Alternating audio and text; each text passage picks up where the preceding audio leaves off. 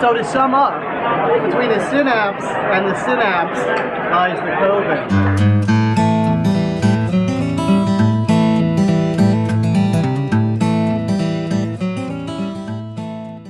So how do you know Mr. Kobin?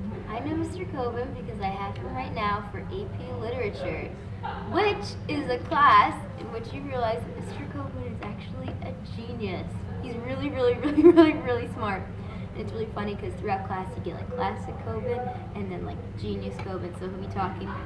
Today, for example, he was saying that he thinks the cheerleaders in this school are hilarious because no one really knows if they should look at them, and the cheerleaders don't really know if they want to be looked at. He thinks it's deliciously awkward, and then he switches gears to talking about existentialism and modernism in classic novels. So he's very, very diverse, very intelligent, very funny person. I would say Mr. Kobin is very interesting and funny. He talks about the bad kids of Wilton a lot. I forget what he calls them though. And he's a really messy desk too. And he watches a lot of weird movies in Search for Self especially. And he carries a little mouse in his pocket. Good evening, Wilton High School students.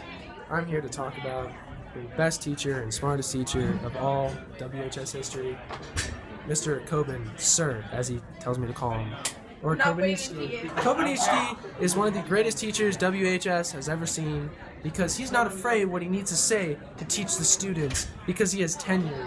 So that just really helps the students learn.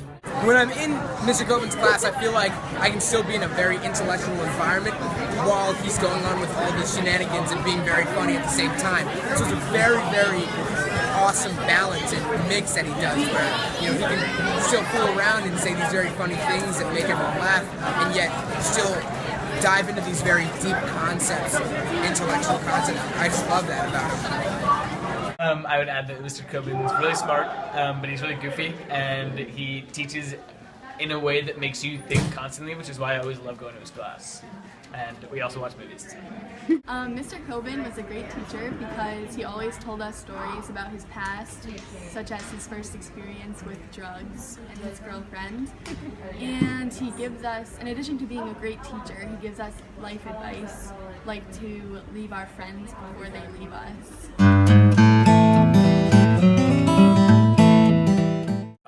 The first day of my freshman year when he told me I couldn't take art until I returned all the clay I ate in middle school. Like once he came up to someone and like asked if it was like alcohol in their water bottle and was like, slow down, like you don't want to drink that too fast. So this one time, after class, I was walking down the hallway and I saw this man walking down the hallway and I didn't really know who it was, and as he came closer I noticed that it was Mr. Kobin, but before I realized it was Mr. Kobin, he started running at me and he did this like thing. He's like running down the hallway, and when he came close to me he was like and I was like, Mr. Kobin, like be careful, like I don't want you to fall. And he was like I fell so quickly that you didn't even see it. He's like, life waits for no one. I see him in the hallway is we always have conversations and both of us just end up being really confused at the end of the conversations. Like we both make references that the other person doesn't understand. He's always got a mouse with him. Or he has a mouse with him. I think it's a rat actually. What's his name? Cornelius? Guillermo. Guillermo? Sorry. And he reminds me of that character from Flowers for Algernon. He was like walking around the cafeteria with his rat, and I was like, can I name it? And I named it Guillermo, and he kept the name. Actually, you named the rat? Yeah, I named the rat Guillermo. Actually, not even kidding. Yeah. Favorite memories of Mr. Kobin that I can talk about on film was when I shared a room with him, and his desk was so covered in, I don't know, papers, books, that when one of the students said, do you have any Kleenex? And I looked on Mr. Kobin's desk and there was a roll of toilet paper that he kept on his desk for the students to use as Kleenex. He's a very thrifty man. In fact, sometimes I think I might have already done it. I went to Bowdoin in Brunswick, Maine, and I was there for 4 years. And when I feel good about it, I call it Bedouin School for Nomads of the Intellect. And when I'm not having such good memories about Bowdoin, I call it bow down to authority. And after Bowdoin, which was a very good school and very preppy, not like some towns you may have heard of. Ridgefield, I think? Yeah. Anyway, then I went to Duke in Durham, North Carolina, and I really enjoyed the graduate program there. I studied with a bunch of egomaniacs who were evil. And I didn't necessarily like them, but I really liked the what I was reading, and I liked the whole thing. And I also studied with a very eccentric character who is, you can see on YouTube, whose name, I'm blanking on it right now because it's early in the morning, Rick Roderick. And he's a real character, and I studied a little philosophy with him, and I took some classes with him. And he's showy and provocative and pretty much insane. And he's also dead now. But anyway, one of the people in the class that I took with him was Quinn Snyder, who was a basketball coach in the NBA and was the point guard for Duke basketball at the time. And I played basketball with him and a lot of other players at Duke. So I was like the Forrest Gump of basketball, because even though I was quick, but I wasn't really that good, I got to play with a lot of great NBA players, which was fun. And I used to carve in the top of my head, "This is not a last step."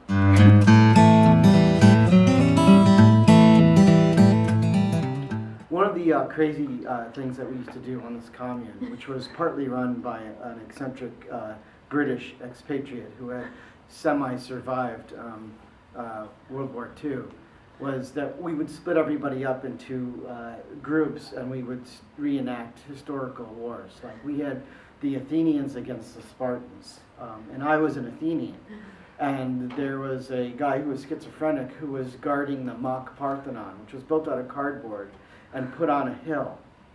And he was standing in front of it, but the Spartans snuck up behind it and doused it with gasoline and set it on fire. And so I ran up to the guy guarding the Parthenon. I said, "Keith, the Parthenon is on fire. The Parthenon is on fire." And he turned around. One has to wonder why he didn't turn around before, since you could hear the flames, smell the smoke, and hear the, burning of the Parthenon. And he said, "So it is. The Parthenon is on fire." And then he just stood there and continued to guard it.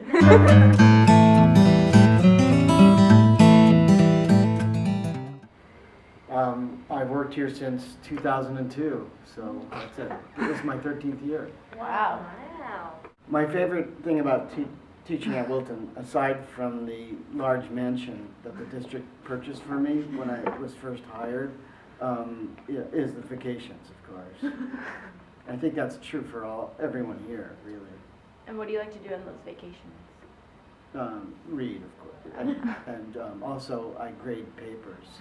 Now, I don't have a lot of papers sometimes, but I just go up to people on the street and I ask for papers. And if they don't have them, or if they say, "I'm not your student," I say, "Where's the love?"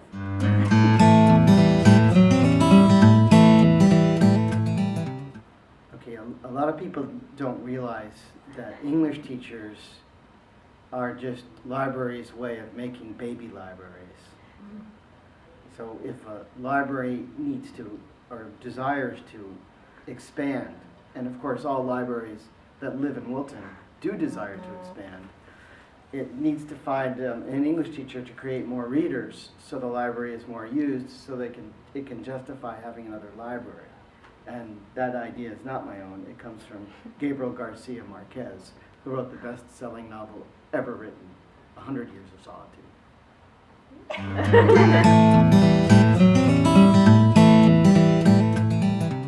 Okay, audio gear is simply an opportunistic way to respond to my environment.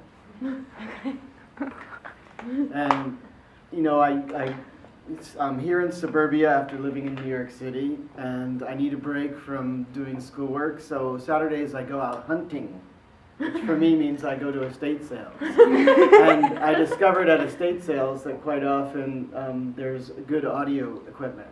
So I started to research that, and now I collect and/or resell used audio gear for fun. And you also rollerblade. Oh yeah.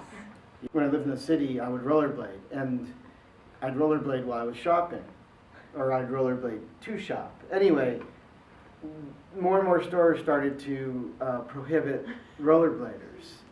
And one day I was going to D'Agostino, which was too expensive, but they allowed rollerbladers. And I went in and they had just changed the rules, and the manager said that I had to leave the store. And I said, why? And he said, we don't allow rollerblades. And I said, well, I've been shopping here for 2 years and you never had a problem before. He said, it's our new policy. We don't allow people to come in. So I wrote a letter. I just immediately took my rollerblades off and just wore the booties that slipped out inside, which is why I bought those kind of rollerblades, so I could do that. But I wrote a letter, and one of the things I said was that there are wheels on all the cars. So it doesn't really make sense not to allow wheels. And I also said that I had been hit by a lot of old people, so maybe they should prohibit old people from the store. And then I said in the future there will be more and more people who are rollerblading, and that someday my descendants will probably have boots that allowed them to fly. All Americans need to learn how to flirt because they tend to end up drunk and pregnant. Watch out for dwarf scuba divers. I still love you as a person, but as a student, you're a piece of dirt. CSI Las Vegas is for liberals, CSI Miami is for conservatives, and CSI Las Vegas is for people on drugs. Everyone who has seen a therapist is Italian or gay. You can't change the world by yourself, but you can if you have friends. But then you can get crucified. At least you can be crucified with your friends. Live in an anything goes world. Kids can just go outside and have sex with the plant life. Walter Schock teaches you to dance like the gigolos. People that try to just get through in life, work in dead-end jobs, go home, eat pork rinds, watch TV, non-pork rinds, and fart. Most people are the product of bad morning sex.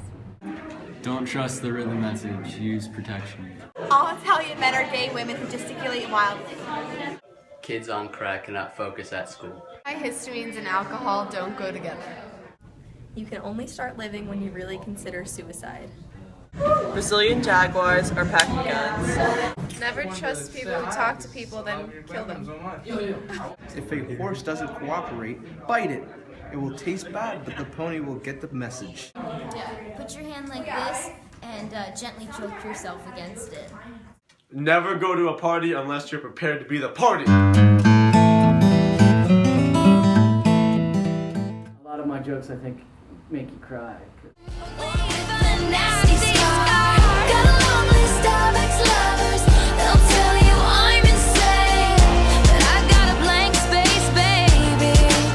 And I'll write your name.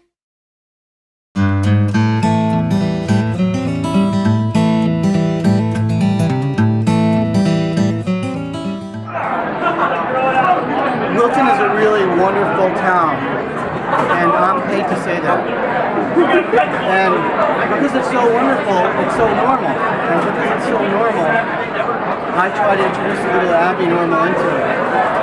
And I go around doing student center duty, which used to be called cafeteria duty in the old days, and I mess with kids to try to expand their sense of what's possible. What's the name of your rat? Well, we don't really like the R word. We do say mammal of unusual size, and this is Sir Sylvester Gertzlot, and he is the father of young Guillermo. And he's adopted. The father is adopted. It's an alternative family, and you can see the advantages of that relationship, because if his behavior doesn't meet with Guillermo's approval, Guillermo can always threaten to bring him back. This is the kind of privilege that all teenagers would like to be able to enjoy. And who can blame them, really? Now you know what it's like, that older brother. Don't you feel lucky, like you're better off? There you go.